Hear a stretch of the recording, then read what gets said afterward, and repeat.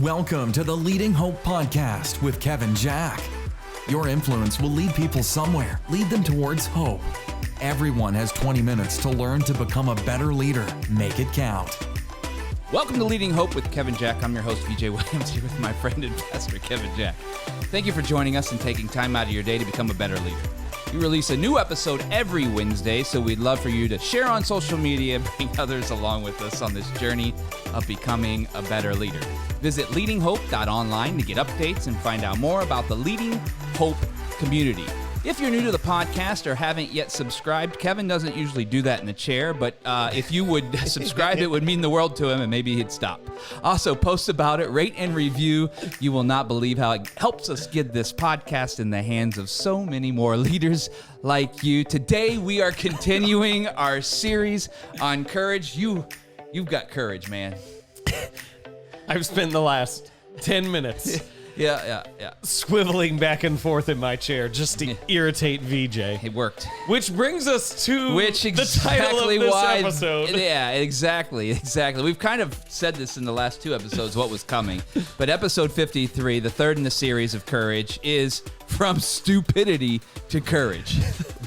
Another really well thought out title. Speaking of stupidity, send it my way, VJ.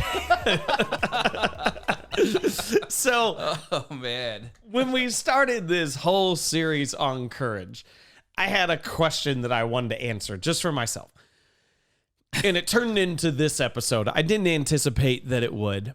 But I wanted to know, what is the difference between stupidity and courage?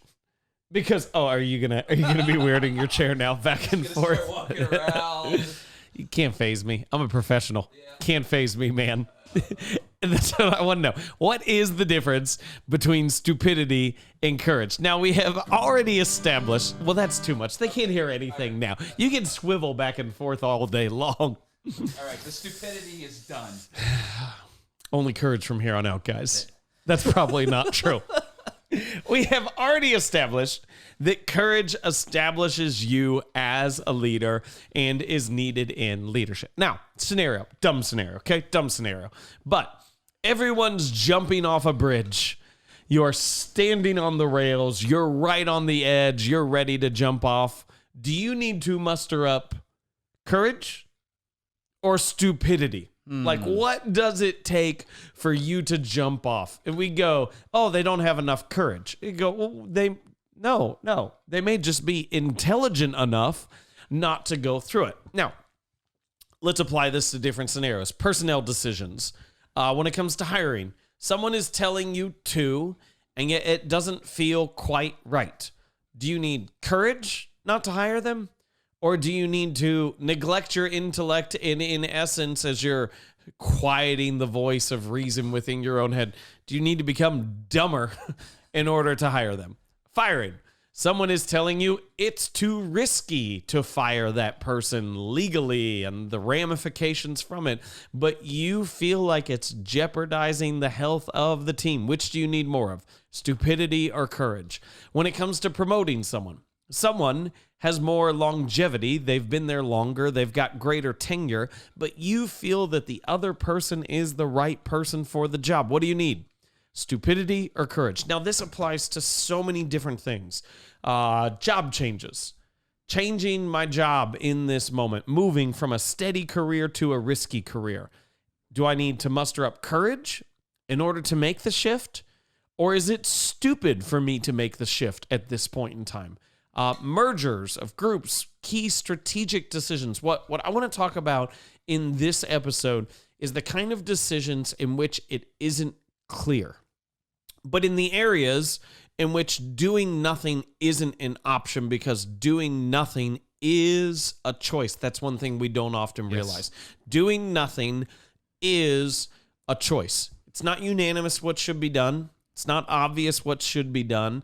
And so it comes down to it, and we go, hey, what is courage and what is stupidity? And now this is what I want to press upon you. And this is a dynamic we observe within our team. You're the leader, which means it's your decision. You carry the responsibility. You carry the weight of the decisions that are made. Your team doesn't. Now, you must listen to your team. You must gain all the wisdom and intellect you possibly can from those who are on your team and even those outside their team. Listen to their perspective, but it's not their decision. Like, you carry the weight of the decision as the leader. You cannot, if the decision is wrong, you cannot push it off and go, well, the team and I decided. Oh, that is cowardly. You must own the decision if it's wrong. So you cannot push it off to anyone else. It is essential that you make a choice and hopefully the right choice. So when it comes to those issues, which it isn't clear, man, this may be, we're going to buy a house. We're going to change jobs. I'm going to marry this person. We're going to get a dog. Someone thought kid was coming. Get a dog. And all of the different things that affect your work life. What do you need more of? And what is taking place in that instance? Is it in order to decide, and you have to decide because not deciding is a decision to push off the future, and ultimately, typically when we don't decide, we limit our options in the future. And so when it comes to that, what is it? Is to jump off the bridge dumb, or is it brave? To fire the person, is it stupid, or is it courageous? And here's the difference. I can't tell you in a given instance, hey, this is dumb and this is brave, but I can give you a principle that can be applied to all those. And that is this. The difference between stupidity and courage isn't wisdom, it's conviction. The difference between stupidity and courage is not wisdom, because you don't know which one it is. The difference is conviction. Now, the bridge scenario is obvious. Like, you need to be dumber. It's not, you didn't jump off the bridge because you're a coward. No, you're just probably smarter than everyone else within there. But here's the question when it comes to all the other scenarios. Is it worth it whether it works out or not? Like, is it worth it? Which decision, if wrong, would you rather live with?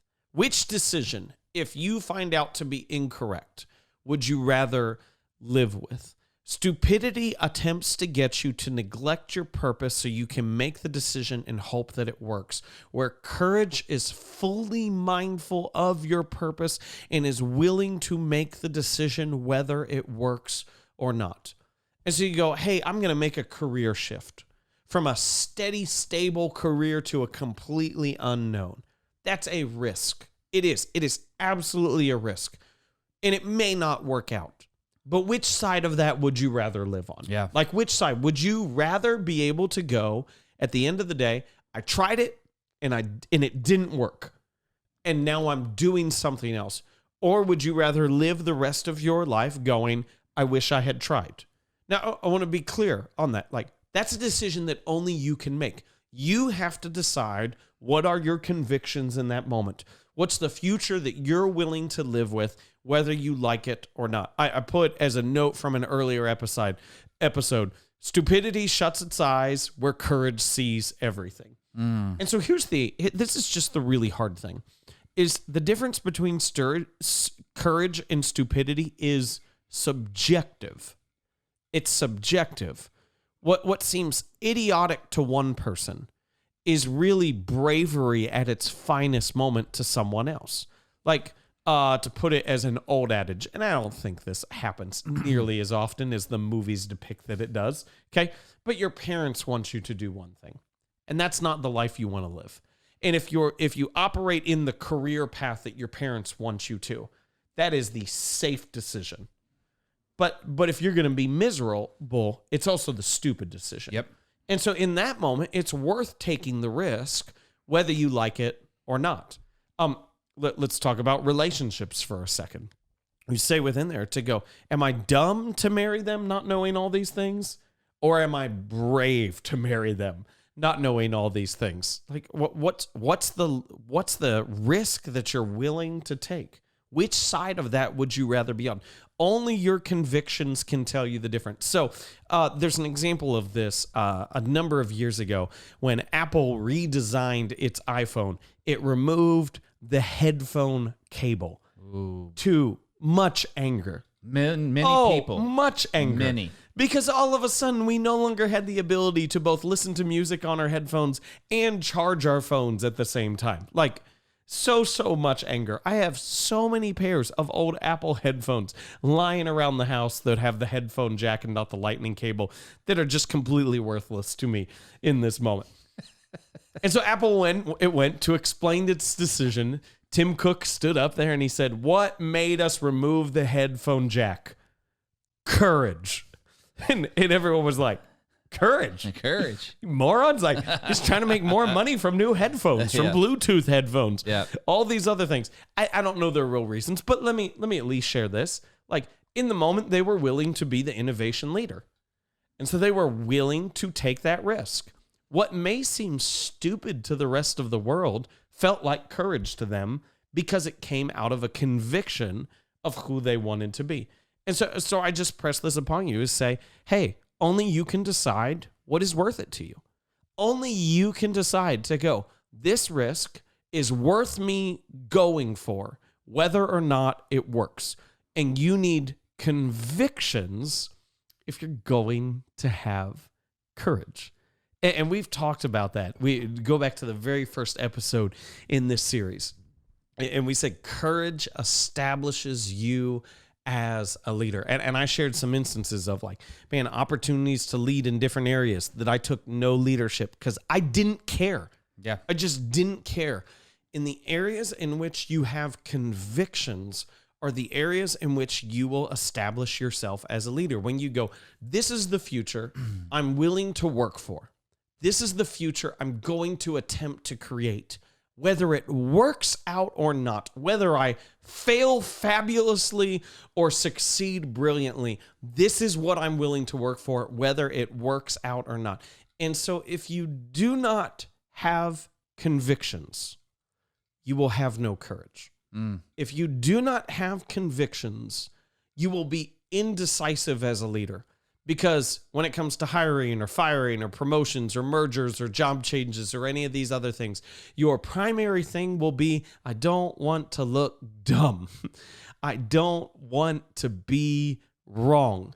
And you will be paralyzed by the fear of appearing stupid. But when you have convictions on your side, you all of a sudden have the sense of this is worth it, whether it works out or not. The difference is subjective, and the difference between stupidity and courage isn't wisdom, it's conviction. My thought right away is that we're going to spend the bulk of our time, the rest of our time, talking about conviction and what that really means here in a second, because without conviction, you don't have the courage, is exactly what you just said. Yep. So we're going to break down that in just a second. Before we do, I just want to shout out episode 4 is indecision making. Yep. So if you haven't listened to episode 4, I really highly recommend listening. That will help kind of this episode as well. Really good stuff in that episode about making decisions or not making decisions. You're still making decisions. Yep. So go back and check that one out. But one of the things you talked about, the weight, you carry the weight because you are the leader. I remember another episode you said you have problems to fix because you are the leader. If you didn't have any problems, there'd be no need for a leader. Yep. And so the same thing is with the weight of the decisions, right? The weight of what you have to decide is because you're a leader. If you don't want the weight, hand off the leadership to someone who's ready to take it. Absolutely. Talk more about that. Talk about the weight, because that goes back into one of, I think it was 2 weeks ago, your sermon about the weight, the good weight. Talk more about the good weight for a leader. Well, let's say it like this. Let's say you might not feel the weight of your industry. Okay? So the industry that you're in a lot of ways, for my industry, a cross term for it is church. Right. I have convictions about church and how church should be. You may not have convictions, but no, you may, and you're far further ahead. And that makes your life, honestly, in some ways a lot heavier, but in another ways a lot easier. The fact that you have convictions about your industry. But I don't know, let's say you're in high school, you're in college. You have a job, not a career. It's just a job. You should have convictions, not necessarily about your work, but about the quality of your work and, more importantly, the people that you work with. And so I think there's a sense of, so we talk about the weight like this. The weight is the burden of responsibility that you carry. Yes. The weight is the thing that you feel.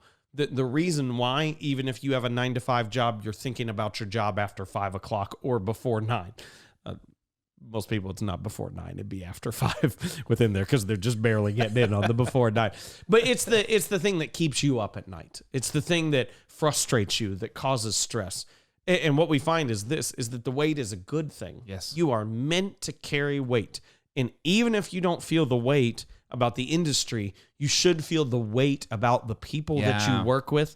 And you should have convictions about who they are, how they should be treated, how this job should position them for future success. And so no matter where you are, you should have convictions about your work. Yeah. So the weight is formed from what you care about. Yep. Which gives you the conviction, and then from there comes the courage. Absolutely. Man, that is fascinating. And so the logical conclusion, which is the thing you just pointed to, is to go, if there's no weight, there will be no convictions, and there will be no courage. Yeah, man, that's fascinating. That's the way it's put together here. I don't even think of it that way. That's I don't even know. I want to ask a question now, and I think you just answered it all. I mean, it's really kind of, it's mind-boggling when you think about that, because we look at it as leaders as like, I have too much on my plate. I'm too stressed, and therefore I'm not going to make a decision until I feel comfortable making it. Yeah. Right? Which you're just putting off the inevitable, as we all know. But really, that's a choice not to have courage. Mm-hmm. Talk about that. Talk about the things that we do that doesn't. Talk about why caring for the wrong things gives you the wrong convictions, and because of that, courage is led in an astray. Say that again. So your question is great. The things that we care about is where our convictions are formed. Yes. Talk about when we care about the wrong things, how those convictions give us false courage. When we care about the wrong things, those things give us false courage. Yeah. Oh, that's beautiful. Thank you. I just all right, so let's put it as personal as we possibly can. It's easier for it to stay corporate. Yeah. But it's far easier for it to be personal. It's meaningful when we talk about it. How easy is it for parents to stand up and scream at coaches and teachers or principals because they feel like their kid is being mistreated? Yeah. Because it is easier to go to bat for your kids in a public arena on someone else than to treat them properly at home. Yeah. And I think, oh my goodness, that's the thing. It is not the parents who highly, highly value their kids and love their kids. Oh, that sounds harsh. And I don't mean that as harsh. Right. But I would say, like, there's a massive study that found one of the biggest differences between kids who've been abused and kids who hadn't was that the parents played with them. And so part of the rehabilitation of kids who have been abused was to make their parents spend time enjoying their kids. Oh, wow. Okay? And so to spend time with them. It is a lot easier to feel like, I'll say it like this, a good dad, to yell at someone else for mistreating my kids while neglecting my kids at home. Yeah. So go, I've got convictions, but I don't feel the weight of being in relationship with my kids. I don't feel the weight of explaining their worth to them. And so it's easier to live out those convictions as anger against someone else than as love within the context of my own home. That's a great explanation of what I was looking for. This whole thing today, what we just did over the last 19 or so minutes, and I'll let you wrap this up in just a second. We started out really stupid.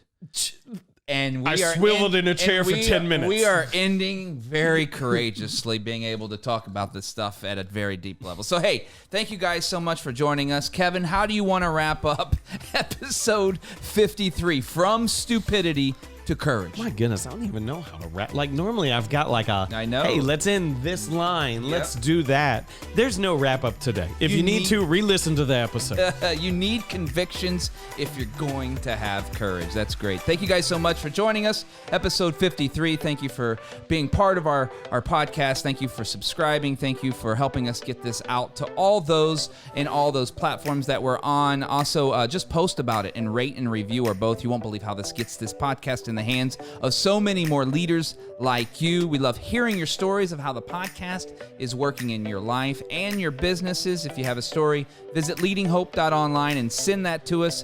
We'd love to hear from you. And remember, everyone has 20 minutes to learn to become a better leader. Make it count.